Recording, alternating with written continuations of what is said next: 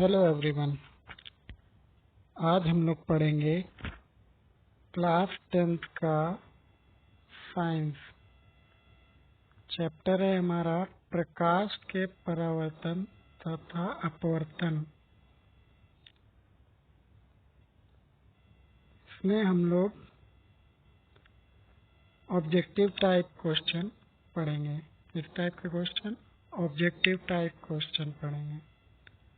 चलिए शुरू करते हैं। पहला क्वेश्चन है हमारा, प्रकाश की किरण गमन करती है। तो मतलब प्रकाश की जो किरण होती है वो किस रेखा में गमन करती है? सीधी रेखा में या टेढ़ी रेखा में? किसी भी दिशा में, इनमें से कोई नहीं। तो प्रकाश की जो किरण होती है सदैव सीधी रेखा में गमन करती है। किस रेखा में? सीधी रेखा में। चलिए अगला क्वेश्चन है हमारा, प्रकाश का न्यूनतम वेग होता है निर्वात में, जल में, वायु में, कांच में। तो प्रकाश का सबसे न्यूनतम और कम वेग होता है हमारा कांच में। बढ़ते हैं अगले प्रश्न की ओर। अगला प्रश्न है हमारा, मोटर गाड़ी के चालक के सामने लगा रहता है। तो मोटर गाड़ी जो होती है उनके चालक के सामने कौन सा दर्पण लगा होता है? पहला ऑप्शन है समतल दर्पण, उत्तल दर्पण, अवतल दर्पण या उत्तल लेंस। तो दर्पण कौन सा लगा होता है? उत्तल दर्पण। मोटर गाड़ी के सामने उत्तल दर्पण का प्रयोग किया जाता है। अगला प्रश्न है हमारा, मोटर कार की हेडलाइट में किसका प्रयोग होता है? समतल दर्पण, उत्तल दर्पण, अवतल दर्पण या उत्तल लेंस। तो मोटर कार की हेडलाइट पे हमारा अवतल दर्पण का प्रयोग होता है। किसका प्रयोग होता है? अवतल दर्पण में। अगला प्रश्न है हमारा, लेंस की क्षमता का एसआई मात्रक होता है।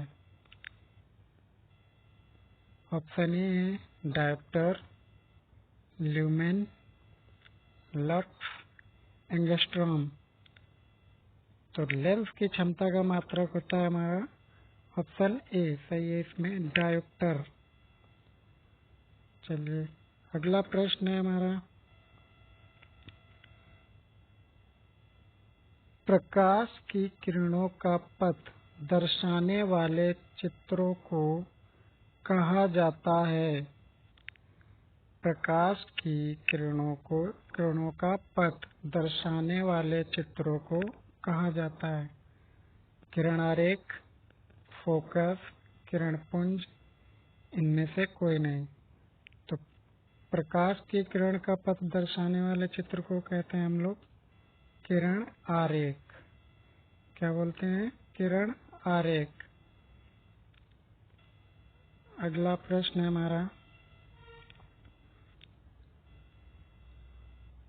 दो डायोप्टर क्षमता वाले लेंस का फोकसांतर होता है।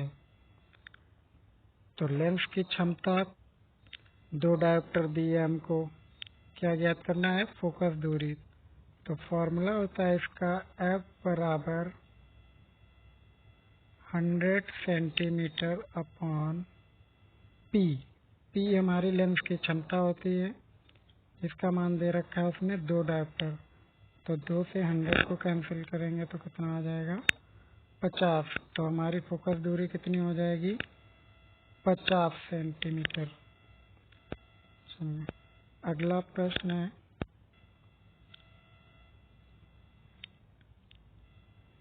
किसी उत्तल लेंस का फोकसांतर 50 सेंटीमीटर है तो उसकी क्षमता ज्ञात कीजिए। ठीक, अब यहाँ पर देखना है लेंस कौन सा बोला है हमारा? उत्तल लेंस की क्षमता सदैव धनात्मक होती है और अवतल लेंस की क्षमता ऋणात्मक। तो उसके लेंस के जो हमारी फोकस दूरी है कितनी दे रखी है उसने, एफ बराबर दे रखा है 50 सेंटीमीटर। हमको पी ज्ञात करना है, पी ज्ञात करना है। तो फॉर्मूला होता है पी बराबर 1/f। एफ हमको दिया गया है 50, क्षमता निकालना है तो 1 की जगह हम लोग क्या रखते हैं 100। ये मीटर में होता है तो इसको सेंटीमीटर में बदलेंगे अपॉन 50 से डिवाइड करेंगे तो 2। तो इसके क्या प्लस का 2 डायोप्टर, लेंस की क्षमता कितनी निकल के आएगी प्लस का 2 डायोप्टर। चलिए अगला प्रश्न है, उत्तल लेंस की क्षमता होती है, अभी हमने बताया कि उत्तल लेंस की क्षमता कैसी होती है, सदैव धनात्मक होती है। अगला प्रश्न है, अवतल लेंस की क्षमता होती है, तो अवतल लेंस की क्षमता ऋणात्मक होती है। चलिए बढ़ते हैं अगले प्रश्न की ओर।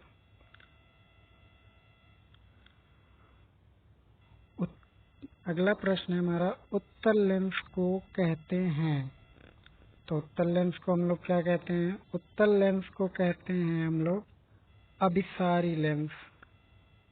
अभिसारी लेंस उत्तल लेंस को कहते हैं और अपसारी जो हमारा होता है वो अवतल लेंस होता है। ठीक, चलिए अगला प्रश्न, किसी माध्यम में अपवर्तनांक का मान होता है, तो किसी भी माध्यम में अपवर्तनांक का जो मान होता है वो हमारा होता है sine I upon sine R, sine I बटे साइन आर। अगला प्रश्न है,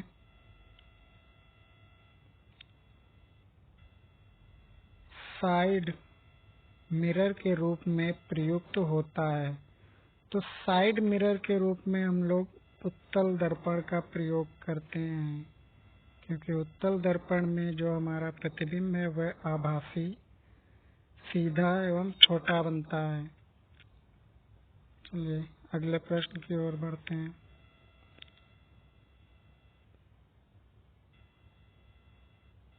इनमें से दर्पण का सूत्र है, दर्पण का सूत्र हमारा 1/f बराबर 1/v प्लस 1/u। तो इसमें ए ऑप्शन हमारा सही है। अगर माइनस में होता है तो ये हमारा किसका, लेंस का फॉर्मूला है, ये हमारा लेंस का फॉर्मूला है और ये दर्पण का फॉर्मूला है। चलिए अगले प्रश्न की ओर। निर्वात में प्रकाश की चाल है, तो निर्वात में प्रकाश की चाल कितनी होती है, निर्वात में प्रकाश की चाल सदैव 3 × 10⁸ मीटर पर सेकेंड, 3 × 10⁸ मीटर पर सेकेंड। अगला प्रश्न है, गोलीय दर्पण में फोकसांतर एवं वक्रता